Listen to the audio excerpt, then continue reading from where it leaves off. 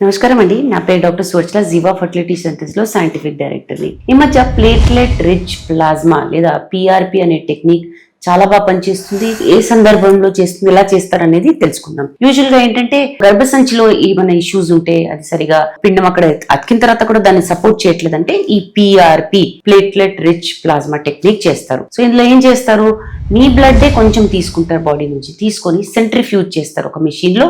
దీన్ని స్పిన్ చేస్తారు. స్పిన్ చేసినప్పుడు ప్లేట్లెట్స్ అనేవి ఆర్బిసి రెడ్ బ్లడ్ సెల్స్ నుంచి సెపరేట్ అయిపోతాయి. ఈ ప్లేట్లెట్స్ లో గ్రోత్ ఫ్యాక్టర్స్ చాలా బాగుంటాయి.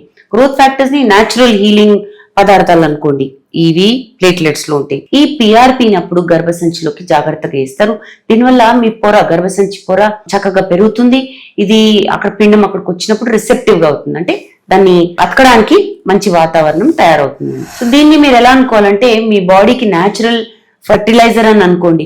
మీ యూట్రైన్ లైనింగ్ సరిగా పెరగట్లేదు అన్నప్పుడు ఇది ఈ పద్ధతిగా మనం దాన్ని పెంచుకుంటే మంచిది. దీనివల్ల ఈ గర్భసంచి పొర హీల్ అవ్వడము, థిక్ అవ్వడము, ప్రెగ్నెన్సీ కోసం సిద్ధం అవ్వడం అనేది జరుగుతుంది.